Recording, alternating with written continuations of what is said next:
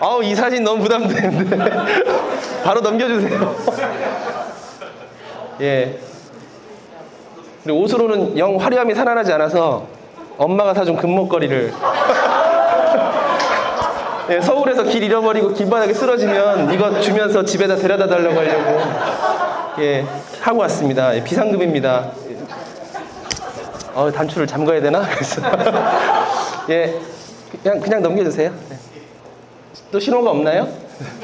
예, 저는 그 대전에서 온 게 아니라 대전에 살고 있으면서 세종에 출퇴근하고 있습니다. 그래서 대세남. 예, 대전 실천에 있다가 세종으로 넘어갔습니다. 예, 개세가 아닙니다. 대세입니다. 대세.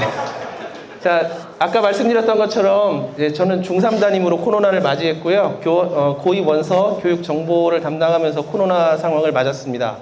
예, 알 수 없는 학교, 알 수 없는 동료들, 알 수 없는 학생들이 문자로 계속 연락을 주고, 출근하다 보면 갑자기 오늘 학교를 가는 거냐, 또 출근하고 있으면 갑자기 문자가 와서 현장 체험을 쓰고 싶다.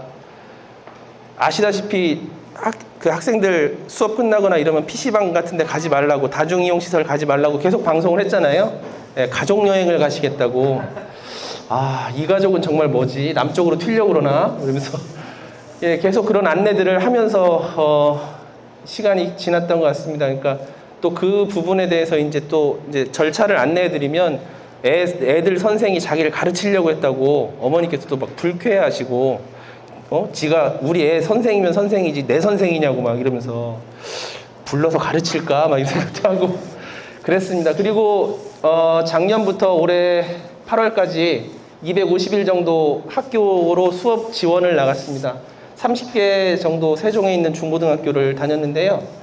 세종 그 도심 한복판에 있는 학교들도 있고, 조치원, 전의 이런 쪽에 있는 학교들도 저희가 단돈 2만 원에 출장을 나가서 확진으로 쓰러진 선생님들, 병가 가시는 선생님들, 결혼해서 신혼여행 가시는 선생님들을 대신해서 아이들을 이제 가르쳤습니다. 수업 지원교사 일을 하고 있습니다. 그러다 보니까 첫 해는 그 교육정보 업무를 보면서 담임 업무를 하면서 한 학교에서 1년 동안 어떤 일들이 벌어지나를 잘 볼 수 있었고, 작년부터 올해 상반기까지는 250일 정도 여러 학교를 다니면서 다양한 학교들의 모습들을 볼 수 있었습니다. 뭐 백인 백색이란 말이 있잖아요. 근데 진짜 백교 백색입니다. 학교마다 또 관리자에 따라서 또 선생님들에 따라서 지역 아이들 수준 뭐 소득 격차 이런 또 부모님들이 아이들에 대해서 갖고 있는 관심도 이런 거에 따라서 동일한 코로나 시대를 보내고 있는 게 맞나 하는 생각이 들 정도의 다양한 모습으로 그 학생들이 코로나를 지내는 모습을 봤는데요. 긍정적인 모습도 있었고, 중등 같은 경우에 조금 걱정스러운 면도 많이 있었습니다. 예를 들어서 아까 초등하고 이제 유치원에서 발표하셨던 것처럼 마스크를 쓰고 애들이 상대방의 표정을 읽을 수가 없는 상황이 계속 지속되니까 그냥 제가 국어 교사거든요. 그래서 그냥 말을 편하게 할게요. 애들이 눈치가 겁나 없어지더라고요. 그러니까 상대방의 안색을 살피면서 이게 진지한 상황인지 농담하는 상황인지 저 사람이 화가 났는지 뭘 나한테 바라고 있는 건지 이런 거를 알아차려야 되는데 눈밖에 안 보이니까, 더구나 저는 눈도 작거든요. 그러니까 애들이 제 마음을 읽을 수가 없는 거예요. 선생님이 나를 왜 계속 보고 계실까? 뭐지 저 눈빛? 잘 안 보이지만 희미한 저 눈빛 뭐지? 그러니까 표정이 보이면 웃으면서 너 대체 왜 그러는 거야?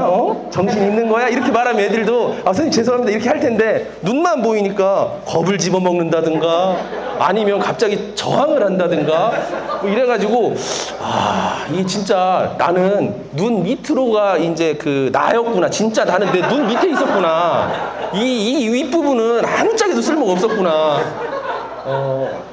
그거를 느꼈어요. 그러니까 애들이 상호관계에 있어서 상대방의 표정을 읽으면서 감정이라든가 상황을 파악하는, 맥락 파악하는 능력이 현저히 낮아지는 걸 봤습니다. 그리고 이제 넘겨주세요. 국어 수업을 하다 보면 말하기, 듣기, 쓰기, 읽기, 의사소통이라고 우리가 보통 하는 그런 활동들을 중점적으로, 저는 개인적으로 그게 제일 중요하다고 생각하거든요. 좋게 말하면, 그러니까 좀 그럴듯하게 말하면 상황 맥락을 파악하는 능력, 직설적으로 말하면 눈치가 정말 중요하고요. 왜 엄마들이 그러거든요. 우리 애는 당당하게 컸으면 좋겠어요. 야, 너 눈치 보지 마 이러거든요. 어머님, 애가 눈치를 안 보면 죽습니다. 예? 길에서 눈치 안 봐봐요. 예, 차에 치입니다. 눈치 안 보고 휴대폰만 계속 보다 보면 예, 계단에서 자빠집니다. 죽어요. 요단강을 건너가는 수가 있습니다. 그래서 눈치를 봐야 된다. 왜 눈치를 안 보게 하느냐 이런 말들을 굉장히 많이 했고, 그 눈치 파악하는 데 있어서 제일 중요한 게 의사소통이라고 생각을 해서 아주 중점적으로 하거든요.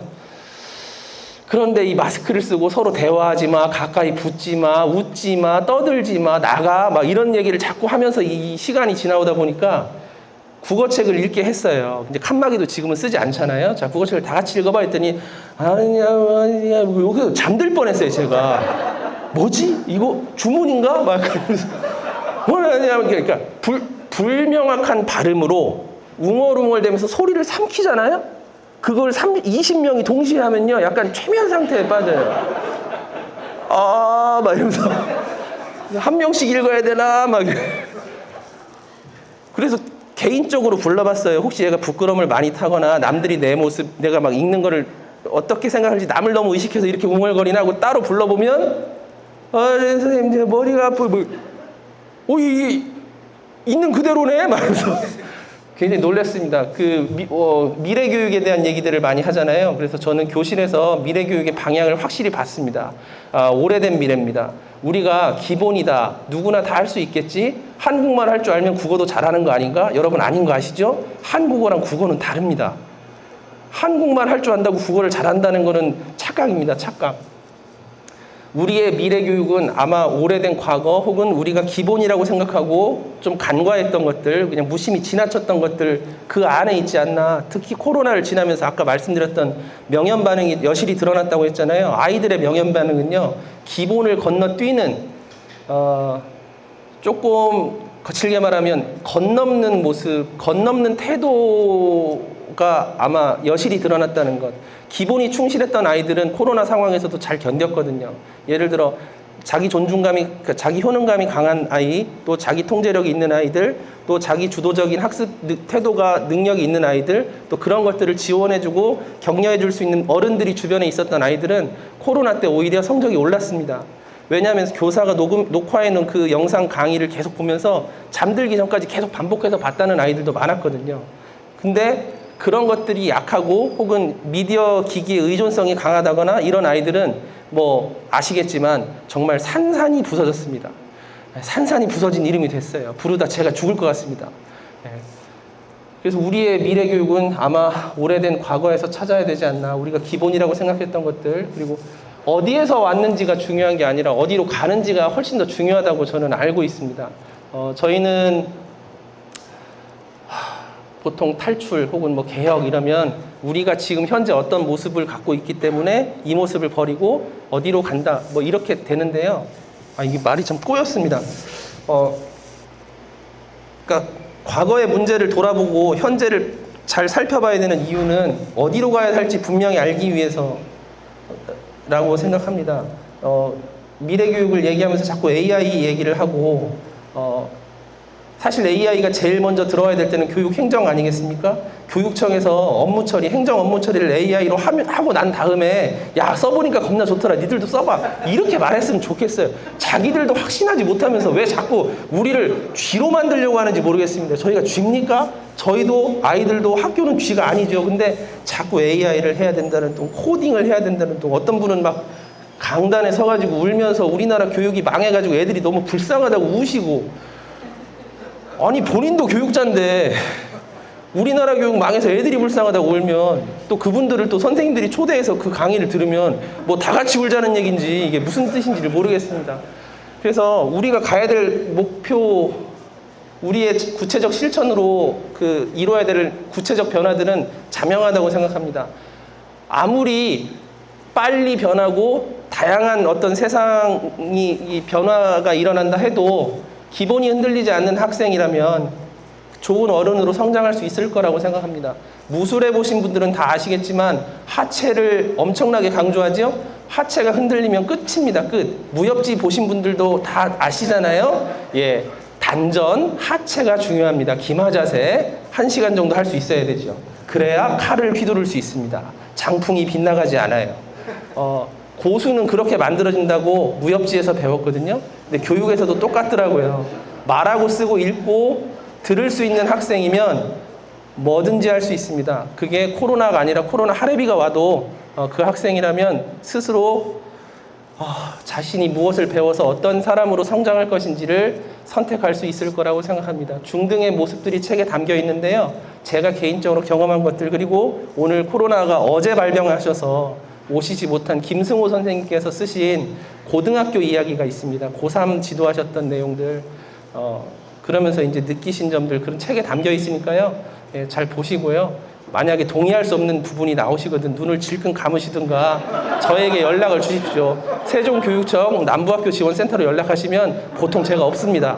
현장에 있거든요. 예, 번호 남겨놓으시면 제가 전화 드리겠습니다. 감사합니다.